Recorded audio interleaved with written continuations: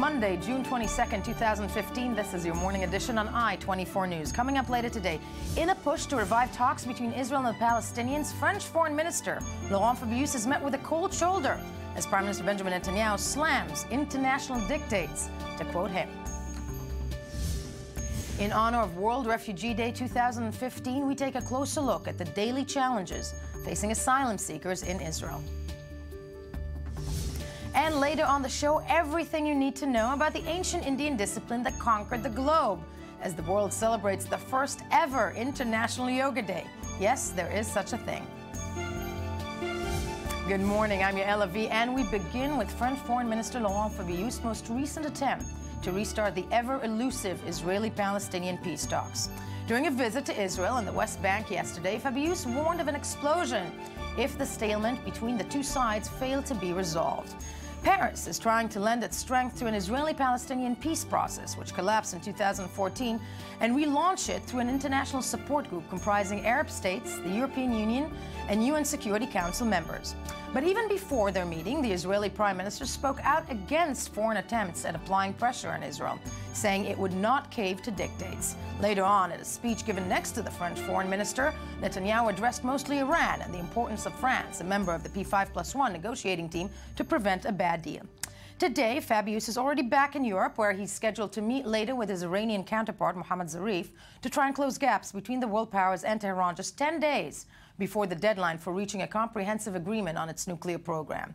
Addressing the looming deadline, Fabius stressed that any nuclear deal with Iran must be verifiable. Now, joining me in studio to discuss the visit is I-24 News diplomatic correspondent Tal Shalev. Good morning to you. For the former Foreign Ministry spokesperson Igal Palmo. Good morning. Good morning. Tamar Ginding, a doctor of linguistics and an expert on Iranian society. Good morning. Good morning. And my one and only Amy Kaufman, of course. Good morning. Yes, I will disregard the bow tie. But before we break this down, let's take a look at the following report about the French Foreign Minister's visit and break it down from there. No more games, but concrete plans. Unlike his European counterparts, French Foreign Minister Laurent Fabius arrived in Jerusalem and Ramallah Sunday after stopovers in Egypt and Jordan with a very clear message for both Israeli and Palestinian leaders. Renew the peace process or unilateral moves will be made. France has signaled it intends playing a more active role in the peace process. International moves must not replace negotiations, obviously, but direct negotiations cannot be rejected either, otherwise we reach a dead end. So we should find the right balance. Fabius began his day here in Ramallah, which is not significantly less worried by the French initiative than Israel. According to Fabius's vision, Palestinian President Mahmoud Abbas will have to be much more flexible than he wants to be in order to receive the French backing. Specifically, he will need to soften his approach towards the definition of Israel as a Jewish state. Now there is a French initiative to promote our negotiations or mediate an approach to the UN Council. If this initiative meets our needs, we will welcome it. But what we will not accept is a Jewish state.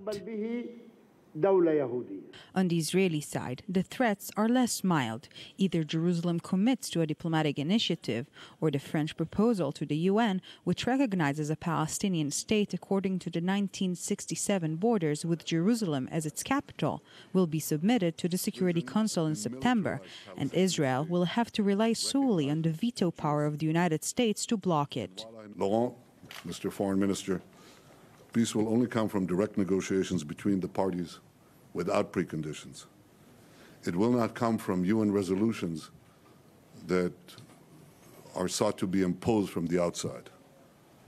President Abbas believes he can avoid such direct negotiations.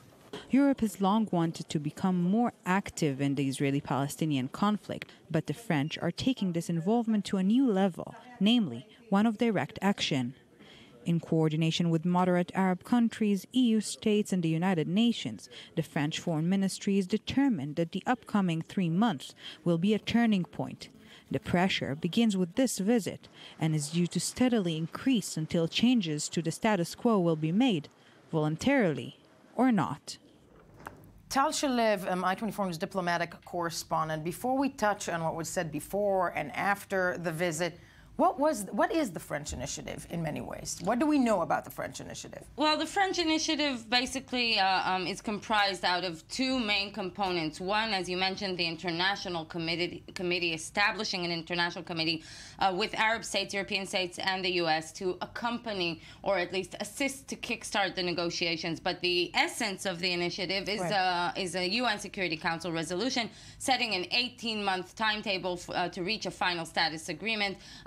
Inside that, there are still negotiations on what is going on, and what will be the parameters of this resolution. And one of the most probably important things or interesting things that Fabius said yesterday, that there is no point in moving forward with this initiative if the U.S. will veto it, meaning that there will be a significant U.S. influence on the wording of this resolution, if it even if it comes into the wording phase. But before it even continues, what was in the meeting between Netanyahu and Fabius that the Israeli Prime Minister already kind of pushed aside that initiative before it even happened? Do we know if there was a willingness on the part of the Israeli administration to even accept it? Well, despite the frosty reception outside, we understand that inside the meeting was quite, as Fabius said, it was quite constructive. It wasn't a long meeting, it was an hour-long meeting. Right. Both of them got straight to the point. Netanyahu did say that he wants to renew negotiations. That is something that he has been saying again and again since he's been elected, trying to probably correct his pre-election comments about the Palestinian state and understanding the international arena and the international atmosphere. Abbas too said that he wants to renew negotiations. So at the end of the day, the French initiative could be serving as a push start, as a kickstart, just to push the sides back to negotiations. Is that plausible at the moment? Not really, unless Netanyahu does do some far-reaching steps besides just declaring that he wants to renew negotiations. And speaking of which, we're also joined on the phone by Chairman of the Political Committee of the Palestinian Legislative Council, Dr. Abdallah Abdallah, joining us from Ramallah. Good morning to you, Dr. Abdallah. Good morning. Now, when it comes to the meeting on the other side, so to speak, between Fabius and the French Foreign Minister Laurent Fabius and President Abu Mazen, what happened there, and is this a type of an initiative that the Palestinian side can, sign up to, other than just statements that we're hearing from both sides? Well, certainly, if there is willingness on the part of the Israeli side that they are ready to accept the fact that a Palestinian state will be established next to Israel, in accordance with the Security Council resolutions, with the agreement signed between Israel and Palestine, then it is possible. We don't want to go back to the former method of negotiations, where it is managing the conflict under the auspices of one biased broker, which is not really seeking a solution, because the Israeli party is not ready for a solution unless they declare their acceptance of this. In this initiative, of the French, there will be an international supervision of the negotiations, that both parties have to abide by the terms of reference set for these negotiations if it happens, to reach an agreement. But Dr. Abdallah, just a quick question on that front. Are we looking, if this type of an initiative is to actually form, any type of shape? The French foreign minister mentioned that the two sides need to meet, have to meet. Are we looking at, in the near future, at any type of meeting between Prime Minister Netanyahu and President Abu Mazen? Listen, if there is no change of style and policy of Mr. Netanyahu, there is no point in meeting again. We don't want to waste another 20 years just for the sake of meeting.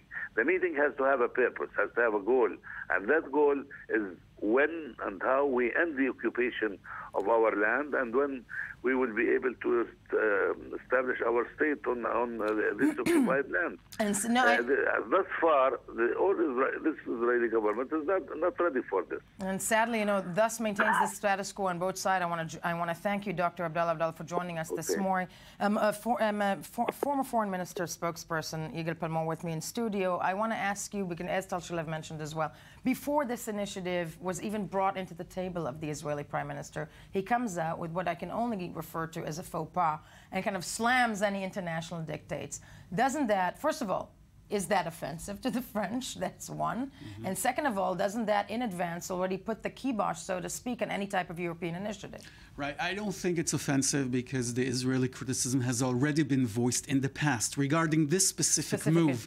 And the criticism was mainly on the fact that it was all negotiated and concocted without the participation of any Israeli input. We were not asked, we were not consulted, and then all of a sudden we were put, you know, they just put a fait accompli in front of us. And I think no government, either in Israel or any other country, would have reacted in any different way, if only for for communication purposes. You can't accept this kind of thing. So I think the faux pas really is French here, because French diplomacy's unofficial slogan has always been the only wrong that France has done was to be right before everyone else. Now, you may think I'm kidding, but I'm not. This has been reiterated to me in so many words by so many French diplomats that I think it's their, more or less, it's their mode of functioning. So they thought they know better than they thought they know better than anyone else, and certainly better than Israelis and Palestinians alike, what's good for them and what's good for us. And so they just moved ahead.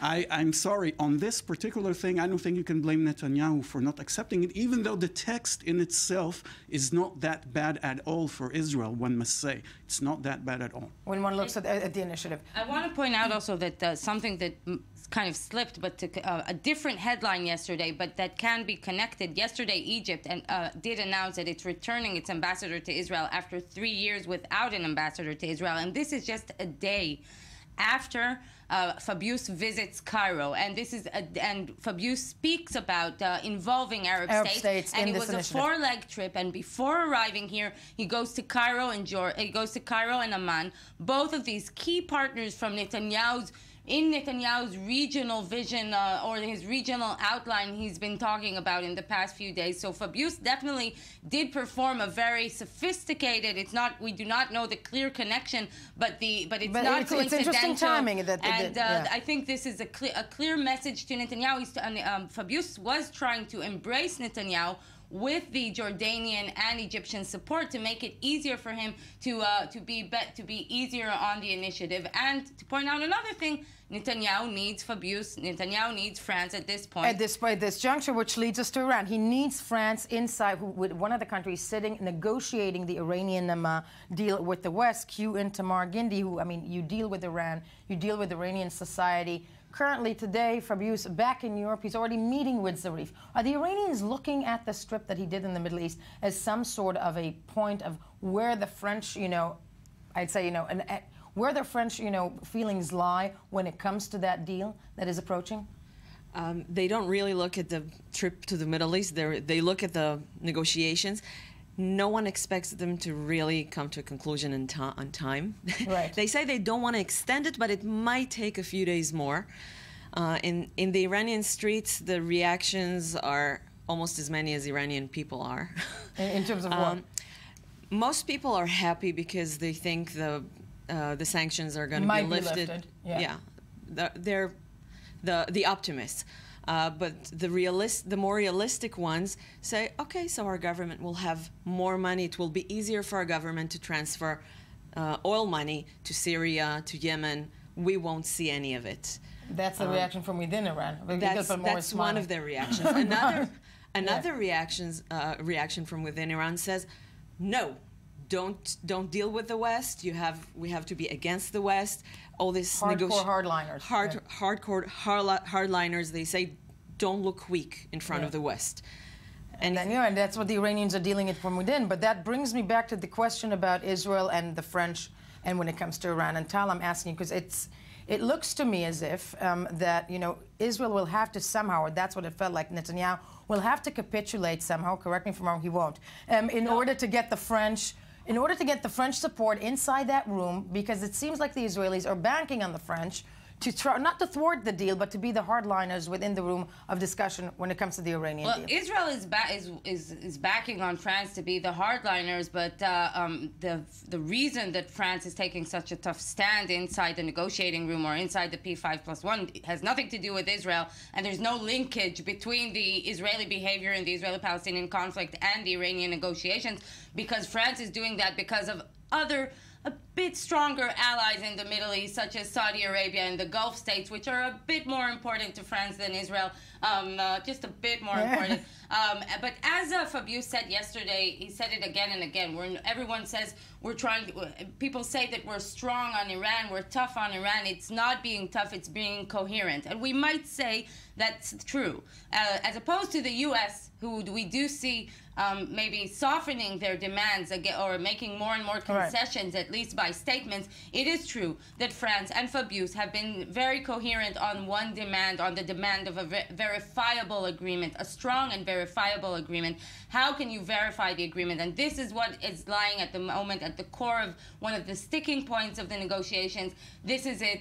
How much access will the West have to the Iranian nuclear program in the past or in the future? I asked him yesterday, Fabius, in the press conference about Secretary Kerry's statement last week about the possible military dimensions. Secretary Kerry said that it wouldn't be a condition to lifting sanctions. So Fabius said again and again, no, this is a condition. So this is the reason that, and France has been coherent inside the P5+1, and that is why Israel is looking to France, but France is not acting like that because of any obligation to Israel. Not as an obligation to Israel, but I'm asking actually you, Yigal Pamor, are the French, going to expect something back from Israel when it comes to the Israeli-Palestinian issue? Not to, say yes to their initiative, but if you want us to maintain, some form of you can't ask us to do certain things if you don't capitulate on that side. I mean, call me sarcastic and not very naive, but isn't that part of a quid pro quo?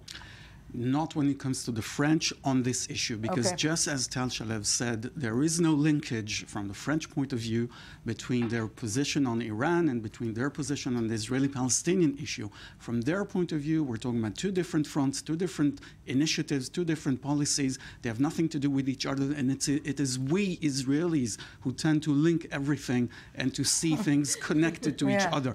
It is true, and however, apparently the Iranians do as well. The Americans will ask us, on the other hand, the Americans will definitely ask us to pay in kind for their position on Iran if their position seems satisfying to Israel, which it doesn't at the moment. But if and when it comes to that, they will say, look, we secured a really good agreement with Iran. Now it is good for you and for your security. You need to show some flexibility and to listen to us on the Palestinian front. Because with the Americans, yes, everything is linked. Maybe that's what I'm thinking. Tamar Gindi, finally to you, because today I think it's the Iranian Congress or some type of things, I don't make a mistake about that, is actually meeting about exactly that point that Tal Shalev mentioned, and that is, not approving entrance to or, in international inspections or limiting international inspections on their military facilities. Is that something the Iranians will ever agree to? I mean, when it comes to the Iranian psyche, to let international inspectors give them more access, which is the sticking point at this point? Khamenei himself is not in favor of this. Actually, Khamenei said he's not in favor of an agreement at all. He lets them talk, but people who I talk to, they're not professionals, but they're Iranians who know what's going on. Say Khamenei doesn't want it, and they say Putin won't allow it because Russia benefits from the sanctions on Iran, because then Russian oil can be more expensive. And that's the greater picture, if in case, but clearly everything is interconnected. Finally, Tal Shalev, when it comes to the Iranian deal, any kind of pressure in Israel is trying to put closer to the June 30th deadline and any type of the members that are sitting in that room? Well, definitely Netanyahu did bring this up very much, throughout the meeting. That was an entire speech was that. And the National Security Advisor, Yossi Koren, has been on trips in the past few days, but now we're actually in the final stretch. What Israel hasn't done up until now, nothing much more can be done. But, it's following closely and hoping that these very tricky negotiations will stumble and maybe even be extended not only by a few days, by a few months. The assumption is in Israel, even in the interim deal, was that if we couldn't close these very crucial details about inspections, then the Iranians will not capitulate now. But this is a deadline now. We're entering like this very tricky stage that it's going to be a lot of spins, a lot of pressure, a lot of crises at the last moment. And maybe we will be surprised. And maybe we'll get a deal. And maybe we'll see that. Everybody stays with me as we move along. We're saying hello and good morning to Ami Kaufman, who joins us daily to discuss the news you've missed while scanning the headlines. And even though we in the Middle East or in Israel, as Yigal Palmor mentioned, tend to think that everything is connected to us, some things aren't. Who knew? Okay, Ami, what else do we have? Yeah, let's go across the pond. Americans are still reeling from the massacre in South Carolina, Charleston, in that church where 9 people were killed, shot dead by Dylan Roof, 21-year-old, who self-proclaimed racist. But the church reopened yesterday for prayers, and we have a pretty touching report about that. I think we should see Let's have a look. Sunday in Charleston, South Carolina began as most Sundays do. In a community whose nickname is the Holy City, it began with church bells. But this Father's Day, the bells rang out for the 9 victims of the Emmanuel AME massacre. That historic church reopening its doors for the first time since Wednesday's shooting. A capacity crowd packed the pews, 1,200 people sitting together in stifling heat, raising their voices in prayer and song. Days of sadness and anger give way to a sense of celebration, of life and faith. A message to uplift a community dealing with unspeakable tragedy. Bring your burdens to the Lord and leave them there. Whether you're praying for yourself or the 9 families.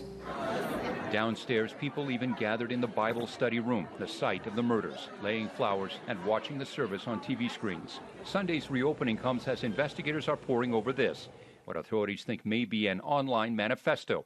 Pictures of 21-year-old Dylan Roof pointing a gun at the camera, posing with a gun in one hand, the Confederate flag in the other. The rant filled with hatred for blacks, Hispanics, and Jews, saying, "We have no skinheads, no real KKK." Well, someone has to have the bravery to take it to the real world, and I guess that has to be me. Yes, sir. Roof now is charged with 9 counts of murder, and police say he's confessed. Back inside the church as the temperature soared, so did the spirit of the day. I want you to hug 3 persons right next to you. Tell them it's going to be all right. A city coming together to heal. Here we go. Yes. Yeah, so on Friday, just before this, before the weekend went out, we saw Dylan Roof come to court where he was charged, and we have some video of an amazing moment where some of the family's members spoke to him and told him that they forgive him for what he did. Let's see this. It's just amazing. To see this. Let's take a look.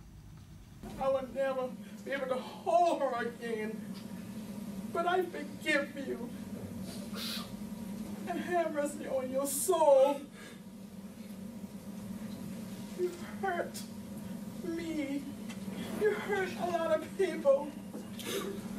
But God forgive you. And I forgive you. You know what I find so fascinating about this, because I think this is, it's touching, it's extraordinary. Right. It's also a plea to America not to riot.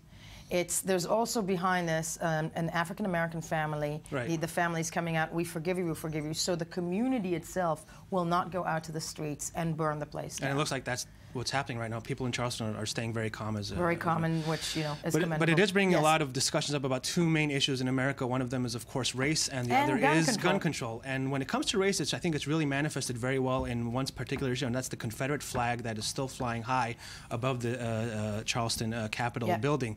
The American flag was put at half-mast, the state flag was put at half-mast, but the Confederate flag is still flying high, which many people see as a symbol of racial hatred. It's ridiculous that in the 21st century, with an African-American president, no matter what you want to think about, and the Confederate flag is standing tall anywhere in America. Yeah, so some, of course, we're looking at Republican reaction to this, because especially ahead of the primaries, Mitt Romney said that it should be taken down.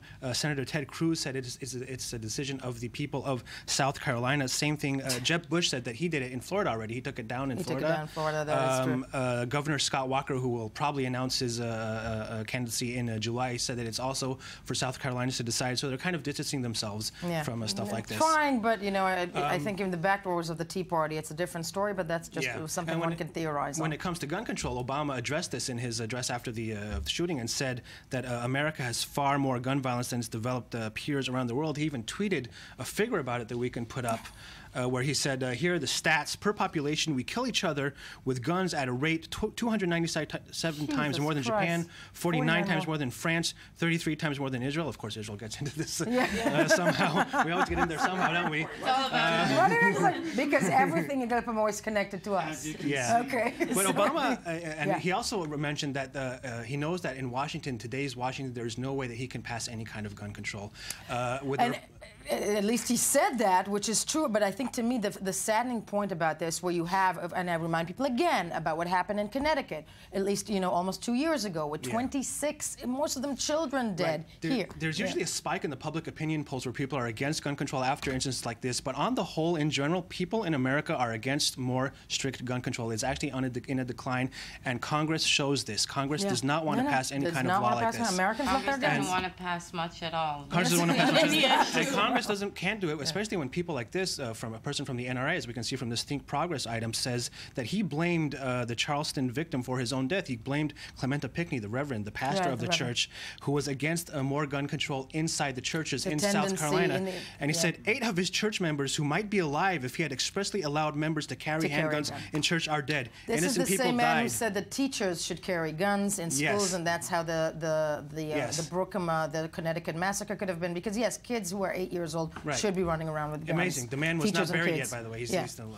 And on to back to Israel. I'm glad you guys are here because this is interesting. After Michael Oren wrote his op-ed in the Wall Street Journal, another one in the Los Angeles Times. His third one was posted in Foreign Policy, and here he's trying to be a psychologist for some reason. He says that Obama's outreach to Muslim world could be rooted in father abandonment issues, and I'd like to quote you. The money quote is this one: "I could imagine how a child raised by a Christian mother might see himself as a natural bridge between her 2 Muslim husbands. I could also speculate how that child's abandonment by those men could lead him many years later to seek acceptance by their co-religionists." Listen, I'm going because we have so little time, I'm going to say that furthermore, in embarrassing Israelis this morning, you have another item. Judy Neer Moses, who wrote one of the most racist tweets. It's not the first time that she's done crazy stuff on Twitter. No, let's look at this tweet. Her tweet is, "Do you know what Obama coffee is? Black and weak." This is the wife of Vice Prime Minister Silvan Shalom and also Interior Minister. And also in charge of the strategic dialogue with the United States. Thank you.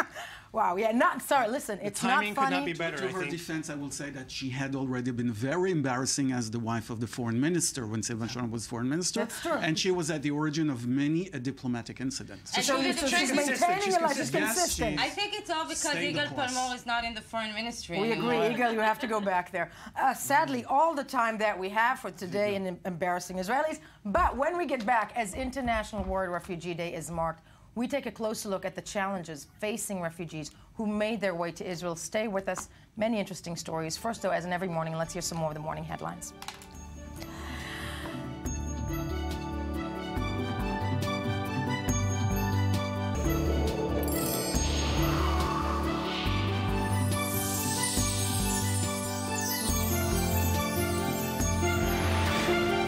Thank you for staying with us. I-24 News Morning Edition on this June 22nd, I believe. I'm not sure. Saturday was the United Nations World Refugee Day, in which we were exposed to some shocking figures on the number of displaced persons currently seeking asylum around the world. According to the United Nations data, conflict has forced a record number of people to flee their homes, with close to 60 million people displaced by war and violence. That's 60 million. 10 million of them in the last year alone. For some refugees, the journey in search of a better life away from home is in itself fraught with hardship and terror, and often where they end up is only marginally better than where they left. Israel is a hub for some of these refugees, but it is yet to devise a policy covering all aspects of requests for asylum seekers from war-torn countries. Furthermore, the refugee issue has become a great point of contention within the Israeli society. We're joined in studio by Sharon Harel of the UNHCR in Israel. Good morning to you. Also joining us is asylum seeker from Darfur, Mutassim Ali. Good morning to you, Mutassim. It's great to have you in the studio. Thank you. And creative artist at Lemel & Cohen Advertising, Mr. Yossi Lemel. Good morning to you. Good morning. Before we take a closer look at these staggering numbers, and actually as we mark World Refugee Day, let's take a look at Mandy Kogosowski's report about an event that took place yesterday. Last night, UNHCR launched a new campaign to raise awareness of the plight of refugees here. And this is the following report. On the heels of International Refugee Day, the UNHCR representation in Israel launched a unique exhibition aimed at showing some of the faces that comprise the country's refugee population. this year's theme is Get to Know the Refugee. And the whole campaign here is under the title Takiro, which from Hebrew reads in English, recognize me, get to know me, get an understanding. So it very much supports this year's World Refugee Day theme.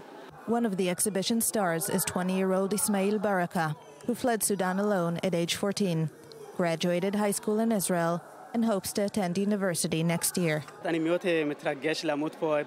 very excited to stand here. Look at this giant photo of myself. Have many people see this and say, oh, that's you. This is how people will get to know me, who I am.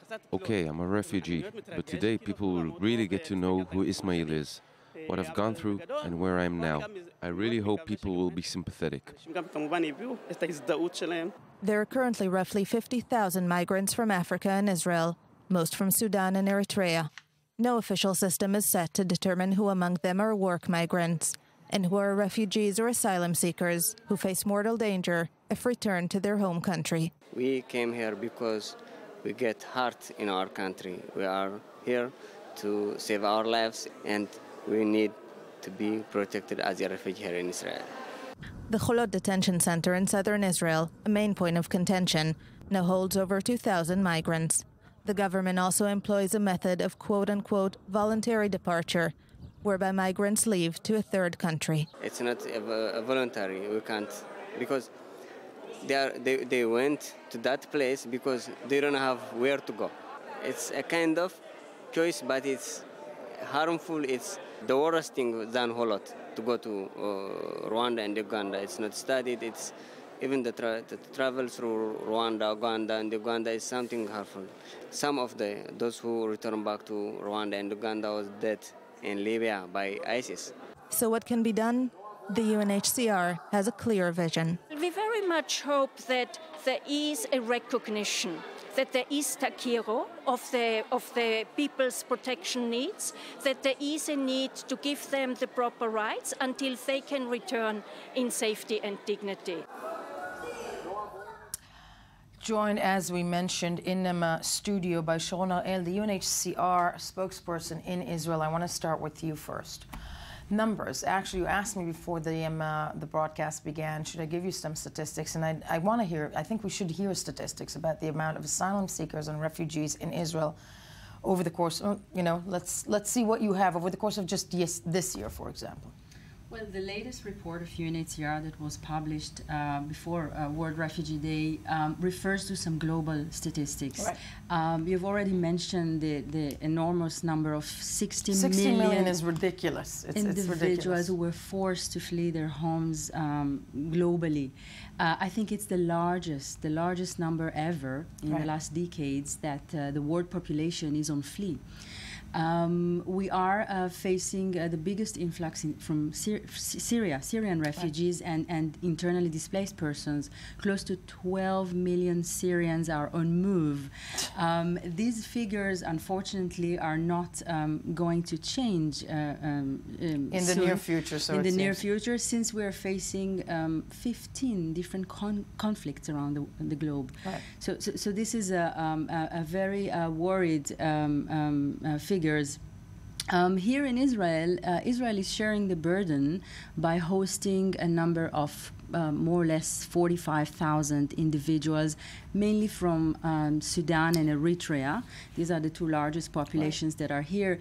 While UNHCR is considering them as asylum seekers and persons of concern, the majority of the public opinion here in Israel treat them or label them as infiltrators, which is another concern that we're facing. This number, as much as it's a new phenomena in Israel in the last decade, and the numbers were large at the beginning, these are not larger numbers if we compare it to the global population. But it's a large, a comparison when it comes to numbers, but 45,000 people is a lot of people. It's a lot of displaced people who it's a new phenomenon, and the most important thing is that while you treat the people properly, if you have a proper mechanism, if there is a proper identification procedure, if those who are eligible for refugee status gets it, then it's manageable. As long as there are no proper mechanism and solutions, and most of the people has to, live in southern Tel Aviv, for example, as the last solution. As the last solution, or they're in a prison, and I'll be the one saying, or they're in a prison down south.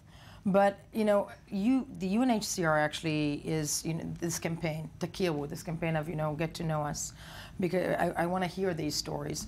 I think one of the problems maybe in Israeli society is the lack of knowledge, or maybe the lack of understanding of where the refugees come from. And the UNHCR edited personal testimonies of a handful of tens of thousands of asylum seekers in Israel, which is why we're sitting here today. And before we continue, I want to look at one of these testimonies, because I think it's fabulous that you bring the stories possibly to the people of Israel, where it's such a point of contention, the issue of asylum seekers. Let's look at one of these testimonies. My name is Saba. I have been here in Israel for 4 years. The military authority, they assigned me into the indefinite national service. They say it's national service, but it's wrong, it's slavery service. I want to ask the Israeli government to recognize me as a refugee. When we hear her saying that she wants the country of Israel to recognize her as an asylum seeker, I think that's something that really speaks straight to you. And I started this segment by saying that Israel is yet to develop a coherent, correct me if I'm wrong, Sharon, policy towards asylum seekers from war-torn countries. I know you and I have met before, but tell me again, you are from Darfur. Right, I'm from Darfur, and... Why did you flee? I think it is really a very important question, and one of the main reasons is the genocide and the war crimes committed by a Bashir regime. And I think at this time I'm thinking of my family, my brothers and sisters who are in displaced camp, who they have nobody to speak on behalf of them. There's nobody to tell their stories except me or anybody who fled the country, because they're in a place where their stories are not heard. And I think one of the, I'm lucky because I'm outside of my country, because if I wasn't Darfur, I wouldn't survive. I wouldn't be alive. And I think this is one of the best and important things that being in Israel. Of course, that doesn't mean the Israeli immigration policy correct, but still I'm in a better position than my family.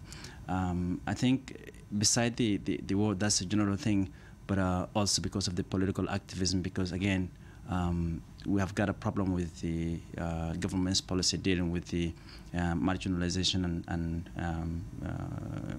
especially marginalized areas in Sudan, Darfur in particular. And as a result, I've been imprisoned many times, and that's why I had to leave the country. And your family back in Darfur, are you in contact with them? It is really very difficult to be in contact with them because of the lack of diplomatic relations between Sudan and Israel. Because if the authorities in Sudan realize that there is somebody from Israel contacting families in Sudan, that would be really terrific. And my dad was in prison for 2.5 years when I called him in 2009, in the beginning when I came to Israel. And it's moments as such of just to be put in prison just for making a phone call or receiving a phone call from somebody who fled. And I think that's the thing that maybe people in the country where refugees arrive to do not get it. Q and Yossi Lemel, where this entire campaign, you're one of the people behind it, is designed to do what? It's to confront reality. People tend to ignore like 50,000 refugees, and they tend to treat them as an army of shadow, black army with no identity. And I wanted to emphasize personal stories, and through them to make people identify, recognize, and getting to know, and then to judge, not to judge before and to be racist or generalize a whole community. So just give each and every one, basically what we're looking at is these posters or these videos that each person, each refugee gives their statement as at the Kiyum, which means in Hebrew, I'm going to translate that, get to know them, you know, is get to know us. Where it stands right now, Sharon, where does it stand, and when it comes to the new government formed in Israel, the new government that was issued in, that has some ministers in it that are opposing any type of legislation to help asylum seekers. What does the UNHCR feel about, you know, where the refugee question stands in Israel and what else can be done? And is there an attempt to try and actually solve the situation right now when it comes to places like Cholot that Mutassim knows very well, that, you know, you go in and out of a daily prison, don't you? Right. Yeah. Right. Well, this campaign is quite unique because it's the first time that we hear the refugees. We put them in the front. We used to speak on behalf of them. We used to explain why it is important to provide protection, why they are in need of safety, place for the time being. While as in Israel there is no refugee law, Israel as a state does respect the principle of non-refoulement. And then that's one of the principles in the 1951 Refugee Convention. And that's the reason why Israel is not deporting individuals to Eritrea and Sudan. At the same time, so far the policy that the government developed was focusing more on preventing more people from coming into Israel. While as the southern border was open, there was no fence, it was most relevant to stop the influx. At the moment, when there is a border in place, almost no one is crossing into the country. And this is the right time to look into the population that lives here already and provide proper solutions, provide a proper mechanism, as I referred to earlier. And then people like Mutassim and the other 5 individuals that you see in the posters, as many as others could get actual status. Actual status means either they will get a refugee status, they would find eligible with the 1951 refugee definition of the convention, or alternatively, they will get some form of complementary protection. Complementary protection is meant to individuals who do not comply with the a proper definition, but at the same time cannot be sent back to a place where their life or liberty will be at risk. Mutassim, finally and really quickly, and I want to thank you all, do you still have hope that that type of a status will be achieved here in Israel? I want to assert one point that it's sad to have the refugee issue being politicized. It's supposed to be a moral thing. That's true. And I think, I mean, I'm still hopeful because of nothing else, that Israel will I mean, fix the issue. And I mean, it's not an easy thing. I know it's critical for the Israeli society. I can understand the complexity of the Israeli society, the paranoia and fear, but still, I mean, they can fix the issue. They can have the proper way to tackle the issue. To do the right thing. Right. Yossi Lemel, fabulous campaign, Sharon. Thank you for being here. And Mutassim, it's always a pleasure to have you in studio, and we wish you all the best, and hopefully this will help in finding some form of a solution for the refugees in Israel. Thank you very much indeed. When we get back, we continue with the new initiative on World Refugee Day that animates their plight, the plight of asylum seekers. Stay with us. It's another very, very interesting and extraordinary way to bring this information to people. First, though, let's hear some more of the morning headlines.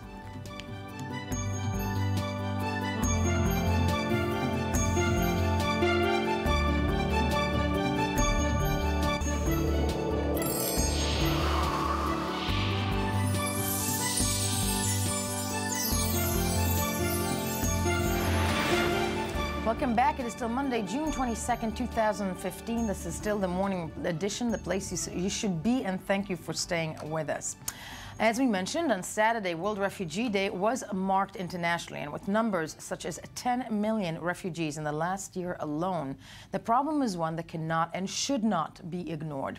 To try and raise awareness, students from Sapir College in southern Israel have created something very extraordinary. An animated documentary film based on interviews conducted with asylum seekers from the Cholot detention center in Israel, where refugees, asylum seekers, or migrants, depending on how one chooses to call them, are held in a day prison for years, sometimes until the country decides their fate. Some of the films were also created after students conducted phone interviews with the refugees on the other side of the border in the Sinai, where many are desperately waiting to cross over. We are very happy to be joined in studio by the head of the animation at Sapir College, Ricardo, how do I pronounce the name? Verdesheim. Ricardo Verdesheim, I didn't want to butcher it. Good morning to you. And also by one of the creators of the film students for animation at Sapir College, Shachar Peters. Shachar, good morning. Good morning. Nice to have you. Now, Ricardo, first and foremost, because we just discussed, of course, Ami Kaufman, sorry. Ami Kaufman in studio as well. I mean, yeah. Yeah, there we have it. Ricardo, but we had, you know, previous in the show, we discussed the fact that it's very hard for Israelis, or that, you know, the whole issue of refugees, asylum seekers in Israel is very much a point of contention within Israeli society. How did you come up with the idea of doing these films, which we're going to see one in a second? Well, first of all, the film comes from a course in our program, which is called documentary animation. We've been doing that for the last 5 years, and we tackled a lot of topics. I love that that's a course. I went to film school. We didn't have that as a course. That's phenomenal. Yes. We tackled a lot of the different topics, from autism to Israeli mountain men and things like that. Is that something that came about after Waltz with Bashir? Even before, I think. Even before, yeah. Let's not give him Bashir, I think it's a very big landmark in documentary animation for people understanding that animation is not only for children, it's something that you really can address serious things with. Very much so. The idea came, I started talking to the students about my dilemmas and what topic we're going to tackle this year. We had some different ones, but with this specific thing of the refugees, I noticed, and talking to the students, we understood that they noticed too. We hear a lot of talk about people against and people for, but we don't hear them. We don't know. We don't know them. We don't know where they come from. We don't know their stories. So the main goal in this film was to go there, to hear them, to get to know them, to hear them in the human level, and just to tell their story. I want us to take a look at one of these films as we start. But let's take a look at exactly that. One of the students, actually, I think, Shachar, this is your film, isn't it? Or one of them. Well, let's take a look at one of these films, the animated documentary, so to speak, created about from the testimonies of asylum seekers. הגענו לסינה, מסינה העבירו אותנו לגבול, תפסו אותנו, לחקו אותנו מפה, אז מחזירים אותנו משם, מצרים. החזירו אותנו, תפסו אותנו עוד פעם מצרים, לחקו אותנו כאילו כלא שלהם במצרים, ועוד פעם החזירו אותנו לארץ, החזירו אותנו. הישראלים קיבלו, עוד פעם מחזירים. גם קיבלו אותנו, אז הם גם מחזירים. לא יודע מה אלה. 3 פעמים ככה. ואז בסוף נכנסנו לציוד פה. כאילו זה היה משחק. Ricardo, but first of all, actually, I'm going to start, Shachar. I know that's not your film. It's colleagues of mine, friends of mine. But it's a colleague of yours. Yeah. So you approach it. This sounds like actually a beautiful initiative that was done with the students, as an idea of the students. What did you feel about asylum seekers before you started this project? What did you think? I did not know much about them. It's not that what I felt towards them. You know, there not what you felt towards them. What was your opinion about the issue? That was I phrased it wrong. Before this. Before this, my opinion towards asylum seekers wasn't built enough and strong enough that I could say exactly how I felt towards them, because I did not know them as individuals. You know what the TV shows us, what the news shows us, and especially with Facebook and media and large medias, everybody has an agenda. and I didn't want to build an agenda without knowing specifics about people as people. Yeah. And you hear horrible things about them, but you hear horrible things about everybody and every group. Then my own opinion is, and was and is divided still. Really? Yeah. After this, and when you spoke to a refugee and asylum seeker, what did you create after? What was the story that you encountered? Oh, I told the story. I think that the story that me, Yael, and Anna told is specifically about the atrocities that were there specifically, and one of the asylum seekers came to me after we showed it in the Southern Festival in Sderot, right?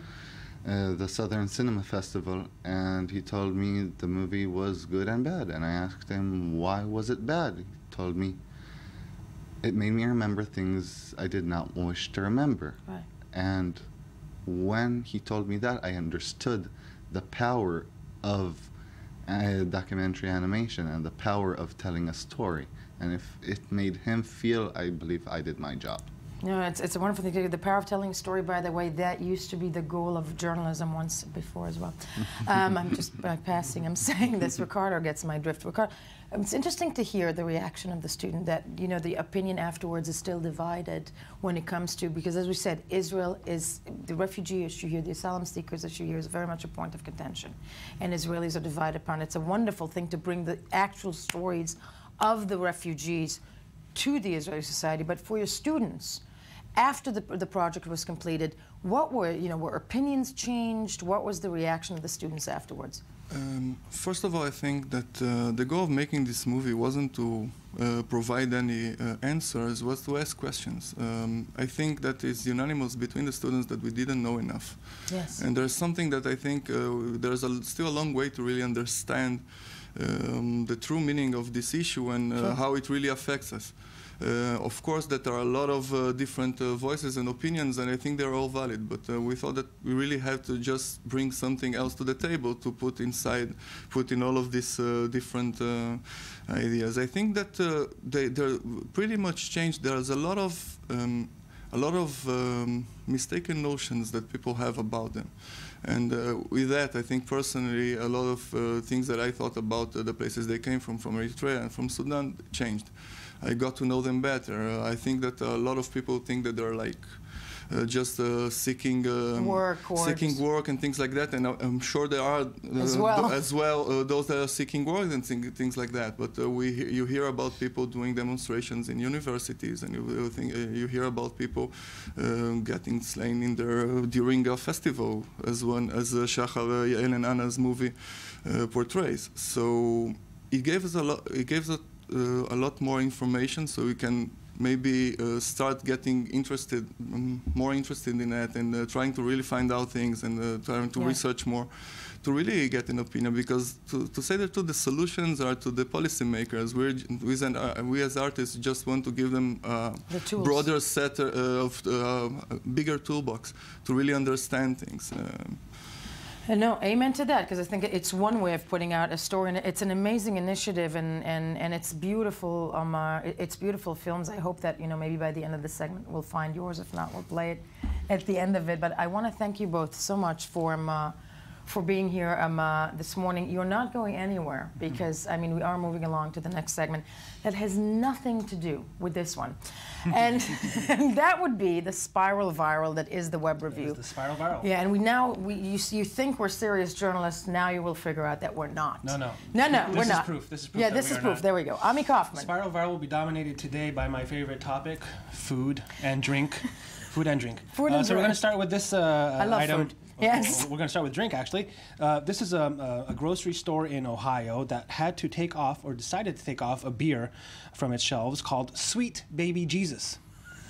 Because, first of all, not because of how it tasted. First of all... I can see the faces you're making. Sweet Baby Jesus. Sweet Baby Jesus. It's a chocolate peanut butter beer, and they should have taken it off just for that. No, I was about to say, exactly. But they took it off because because Where's customers. that? Where's that in the States? In Ohio. In Ohio. Because customers were complaining about the name. Listen, and, Ohio. If you live in Ohio, you really need chocolate peanut butter flavored beer. There's that. There's that. But Sweet Baby Jesus. Sweet Baby Jesus. You got to say it right, though. Sweet Baby Jesus. Put some I oomph like into my there. Sweet Baby Jesus. Wow, that sounds like something out of Deliverance. Yeah. Well, Yes. this is a good segue into my next item, next little video, because what happens when a raccoon breaks into a brewery? I have a video that shows what happens to Let's take a raccoons. looking for Sweet Baby Jesus. Maybe beer. he was. Let's see what happens. Let's take a look. Do you, player? Yo, this set is lit. You have a problem. This is an intervention. Oh, shoot. Oh, there he goes. Oh, that's me.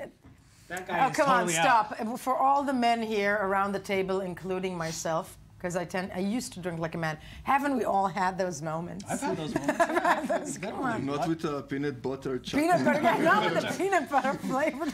Okay, yeah. Okay, in Japan, Burger King is going to start selling red burgers.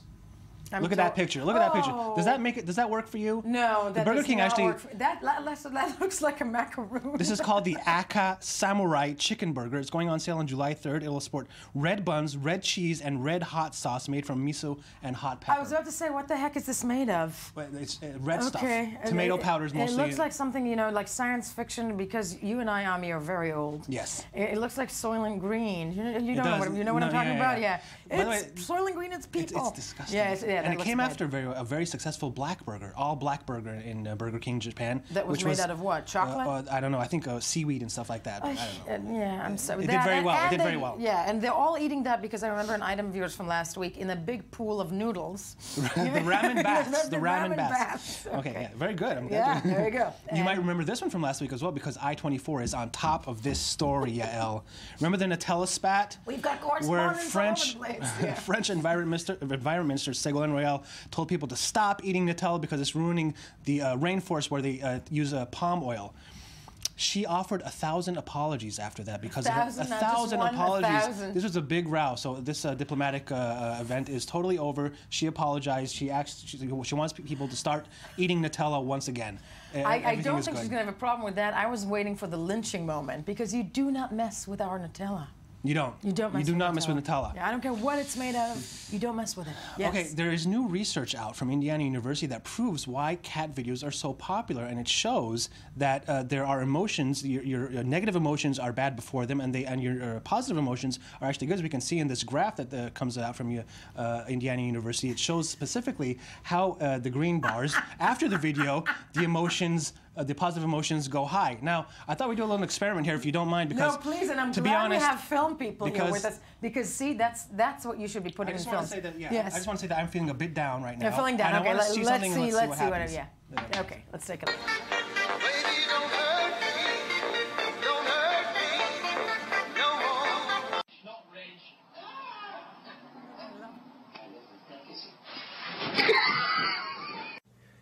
Hey, I think I'm gonna buy some Crocs. It works. You know, it works. I feel a lot we better. Listen. I feel a okay, lot better. I want to say something. Jaffa Peters, who's a very, very serious film student, documentary animator, sat here, and you know, your face changed, honey. It lit up. But I'm just saying, yeah, it did. And a guy on BuzzFeed, a guy on Reddit, his name is Apt Ninja, asked everyone on Reddit to post their favorite 10-second funny video. He was swamped with cat videos. Well, not some of them were cat videos, but there's just so many videos to see, and I have chosen 3 or 4 videos that we can watch now. They're just 10 seconds. You're gonna love it. Let's take a look. Nice, Ron. I sneezed. Oh, I'm not allowed to sneeze. Even the babies are one of the most dangerous animals in the world, so I built this cage to keep them secure so there's no possible, oh my God.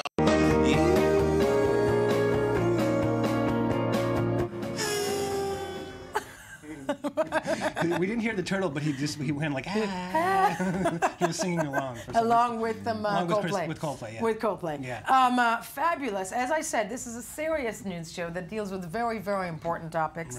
Right. But Ami, indeed, we will finish and wrap everything up with a cat video, so it seems. When we get back, do stay with us, because we are going to take a closer look into the extreme mania that is yoga, that swept the world and now also has an international day on its own. No, we kid you now, not Yoga Got a Day. So stay with us. First, the news.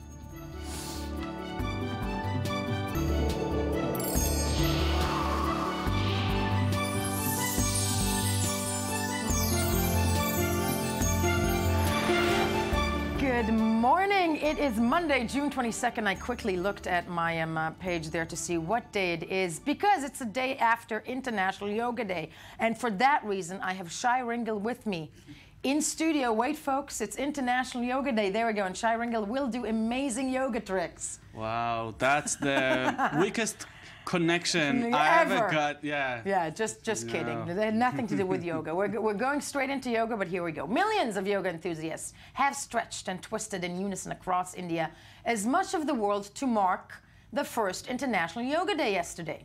Indian Prime Minister Narendra Modi, who had lobbied the UN to declare 21 June as the Global Yoga Day, and I'm not kidding, spread his mat among rows, there you see it, of people, including his cabinet members. I want to see that one fly in the Israeli Knesset. Including his cabinet members and foreign diplomats at New Delhi's main thoroughfare, which had been transformed into one sprawling exercise area for Sunday's event. In other places, thousands of people dressed in white sat on yellow mats under the Eiffel Tower, and similar events were held around the world, including Bangkok, Kuala Lumpur, Seoul, Beijing, Manila. A big yoga event was also held in Tel Aviv. And first, let's take a look at the following report, and then we have a yoga morning surprise. The United Nations declared June 21st the first ever International Day of Yoga, after adopting a measure proposed by the government of Indian Prime Minister Narendra Modi.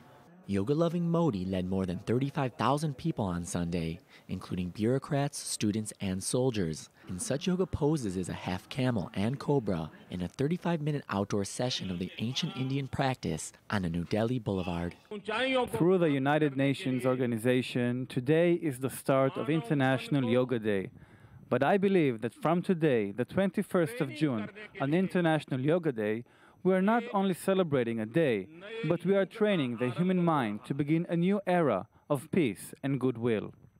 The Prime Minister used his first speech at the UN General Assembly in September to call for such a day to be recognized. In November, Modi appointed India's first minister to promote yoga and traditional medicines as he embarked on a mission to increase awareness about homegrown health treatments. He also introduced a plan to allow government officials to practice yoga at work. Very good experience, and also I'm very grateful for performing yoga in this very historical way, Raj. I feel that every human being should perform yoga daily. Organizers are hoping the event qualifies for the Guinness Book of World Records for the largest yoga class at a single venue. 193 countries across the globe accepted Modi's initiative, and 177 of them are co-sponsoring the day. And let's go live straight to culture correspondent Roni Stav, who is also a yoga instructor. I love you, Roni Stav, who is with us. A yoga instruction. A yoga instructor, a yoga teacher, a yoga master, a yogi, out with us in the Tel Aviv shores. And Roni, you were there, out there yesterday when this global event took place. I was there yesterday. And first and foremost, do recap for us what happened yesterday in Tel Aviv, and what did you do? So basically yesterday was, as you guys were saying, it was the National Yoga Day. Millions of people around the globe celebrated the yoga. It's an initiative of India's Prime Minister Modi. Maybe we need an initiative like that from our Prime Minister. Amen. I don't know that. I think yoga is important in Israel too. Amen. Absolutely. Amen. So yesterday, millions of people celebrated all around the world. Israel joined the trend, and we were all yogaing all day long. That was fantastic. Now, Roni, you yourself have been doing yoga how many years? And where did you start? Well, probably around 8 years now. I started in New York in a place called Yoga to the People. It's a donation-based yoga studio that allows everyone to do yoga regardless of their income situation. Wow. So it was pretty special and close to heart. Yeah. No, phenomenal. And I'm asking this not to be sarcastic, honey, because I love you, and you know I love you. But I tried yoga in New York. I tried Bikram. I tried Bikram, and it was awful. It's that schwitzing yoga, and I thought it was designed to kill me. And yeah, no, go ahead. It is basically. Do you know what Bikram say about Bikram yoga? He calls it torture chamber yoga. So that's a completely different type of a yoga. And that's another discussion talking about the fact that East came into the West and what we were able to take from the Eastern type of yoga into the Western type of yoga, which is a huge conversation. Some people will say that we abused the yoga. Some people will say that we completely forgot the purpose of yoga, which is breathing. It's not about changing your body so you'll be able to look cute on the beach, and it's not even about trying to be more in tuned with the world. It's first and foremost is to be in tune with yourself, which is something the West, I believe, completely forgot. No, completely. And I think, you know, you're actually describing something that is fascinating to me. And when it comes to, you know, yoga infiltrating the West, and you said that there are some people that will say that we've taken things and we've broken it apart, which is kind of something that we did to Chinese food as well. I think we turned it into Polish food with MSG. But what are the forms of yoga that are more westernized in your mind, that have taken a Western spin? Well, I think that in general, the Eastern idea is to completely diminish the ego, which is something I don't think that we can do in the West, because in the West it's all about the ego, right? Yep. So that's the first problem. And then we're starting to work into the poses. So every pose is different. There are different types of yoga. There's Ashtanga, Vinyasa, Bikram, Iyengar. Every guru basically started another theory, another type of an agenda or a curriculum coming from the first and main yoga, which is Hatha yoga. And Ronnie, there's yoga also that for the people, apropos the Western society, as you said, where we're all sitting in studios or in our chairs, whatnot. There's also a form that you mentioned that yoga can also be done in your chair. Is that the case? Absolutely. How so? Absolutely. How? So basically, yoga is all about. Yeah, how are you going to do it? Basically, yoga is all about breathing. You're going to have to try it in a little bit. I don't know if you will, but hopefully you will. So basically, it's all about the breathing. The first thing you need is just to breathe correctly. And because all day long we like lean in front of the computer and like do our stuff, so we get into this kind of position in the body, very, very wrong for us, very unattractive as well. And we're trying to do the other way around and kind of open the shoulder and open. That's going to sound a little I'm trying like this now. Spiritual talk, but not really. Open the heart. Yeah, you should. You're trying it now. You're actually eating a snack, kind of going like, yeah, I'm trying what you're saying. Okay, no, I open my heart as well as my bra, but so like pull your shoulders apart and remember to breathe. That said, Ronnie, though, you being, you know, the yogi master, and I'm putting you on this. You're starting with opening the heart. Opening the heart. My heart is so open right now. But as with an open heart, I want to ask. After that, you can. After that, no, continue. Yes. Oh, okay. And after that, you can start working about rolling the shoulders. You can start working about grabbing. First of all, bending your right elbow. And for a moment, I won't be speaking, but you're going to grab the right elbow with your left hand like this. Yeah, right. Okay. Ain't going to happen. Okay. Yeah, I think like everything's about You're going to drink your glass of wine and go like, yeah, sure, go do that. Yeah. No, I did it. You can't see me. I forgot. Yes, and then what do? You did it. Yeah. You did it. I'm going to watch the rerun of the show to make sure you did. But I think, Ronnie, it's time for you to actually show us, because you, as a yoga master, there is a pose that I saw you do in India, I think, when you visited, because I am stalking you. I stalk you on Facebook. That you did this amazing pose that was called something about a dancer. And I want to wrap this up by you showing us what that means. Yeah. And this is a person who for 8 years has been doing yoga. I want us all to take a look, and I will narrate this. So show us the pose, please. You'll narrate because I'll take the mic off. Definitely. Just a very important thing to say. Yoga is not about doing pretty poses. I know, It's about I breathing know. correctly. Yes. But now we're going to do a pretty pose so everyone will get excited about yoga anyway. Yoga Because the again, pretty we're in the pose. West and that's how things are working. Yeah, please, go for it. Okay, so I'm taking the mic off right now. Okay, and so Roni Stav is with us. As you can see, I'm narrating this, and this is something unbelievable. Oh my God. Oh my God, look at that. Look at that. Bravo, Shai Ringel, I want you to do this next. This is amazing.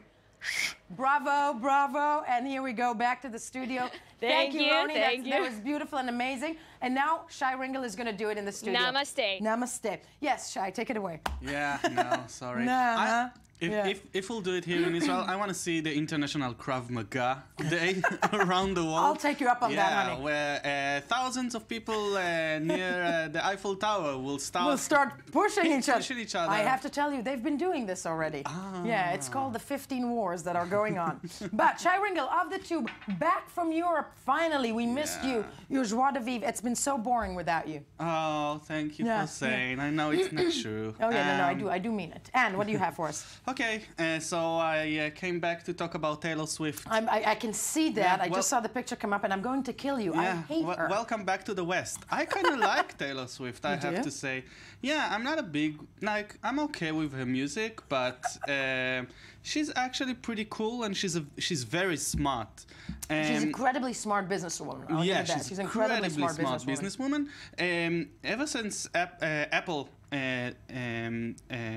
told that they are going to launch the Apple Music service, we known that Taylor Swift, who is not a big fan of streaming music services, is not gonna let them use her latest album in 1989.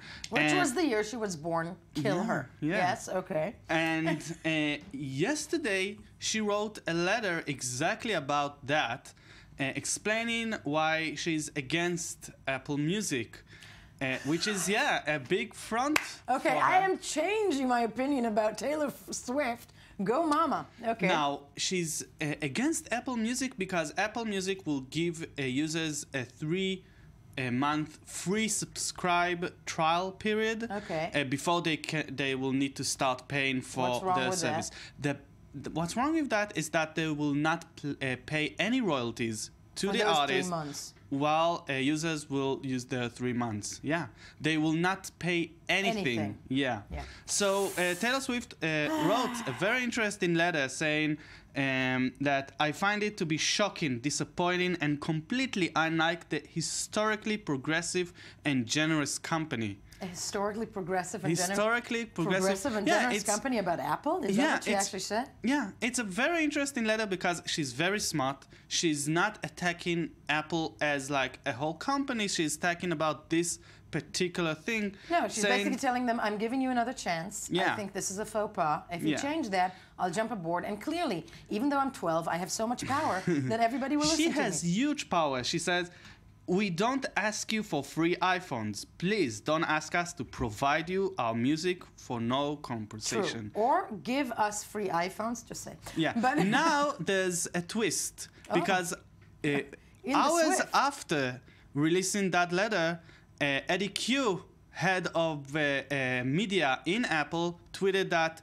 they're changing their mind and they will pay royalties for all the artists for the first 3 months of free trial. For the first 3 months. They're saying that probably it won't be the same royalties as they can pay while people are paying for the subscription. I gotta say, first of all, that woman wields so much power in the music business. Yeah. Bring her into the Israeli-Palestinian conflict. Yeah. I think we'll be able to solve it. Bring her into anything. Yeah. That's a lot of power. Shai Ringel saying, bring her into my home. Yeah. That's a lot of power. That's a lot of power. Also, rightfully and very skillfully, as you said, phrase, historically, you did always the right thing. I'm opening the door. Do the right thing again. Eddie Q said that he called her personally to tell her the big news, and she was very excited. And then Eddie Q called a lot of tech journalists to tell them that they're changing their mind and that it I'm saying spoke Taylor with Tim Swift for Cook. president. Yeah. Now, it's a very interesting move because Apple Music is launching next week, and Apple wants us to talk about how progressive, Apple how Music cool, is. and how simple it will be to use. Now, they have this week for everybody to talk about Apple Music. They don't want us to talk about how Taylor Swift is right about them. So they backed off really easily. It's a huge company. They have Yeah. $200 billion in cash only. Okay, they can pay a lot of money if they want. Yeah. Because my initial thing was to say, you know what, it's 3 months for free. They're not making money on it. Why should they pay the artists money on it? But you're right. They're gazillionaires. Not only that they're gazillions, they're the one who decided that they'll give 3 months free trial. Why should the artists suffer? Yeah, exactly. Yeah. No. And, give a week and if you as really want. As I said, we should very much, you know what, have people like Taylor Swift with us. Okay. Yeah. But we can be very happy that Taylor actually and we wrote have that letter. Yeah, really quick. No, I think that was all the time we had, essentially, folks. But Shy. So you have more stuff for us the next time you come, where you will be doing also the yoga pose, that's for sure. But all the time that we have this week, if you want to try and open your heart and you stretch your shoulders outside, you should, but you should be doing that when you're watching I-24 News Morning Edition as you tune in tomorrow morning for another edition. Also, check us out on all those social networks and places, Facebook, Twitter, whatnot, and stick around, I-24 News for the news. There we go.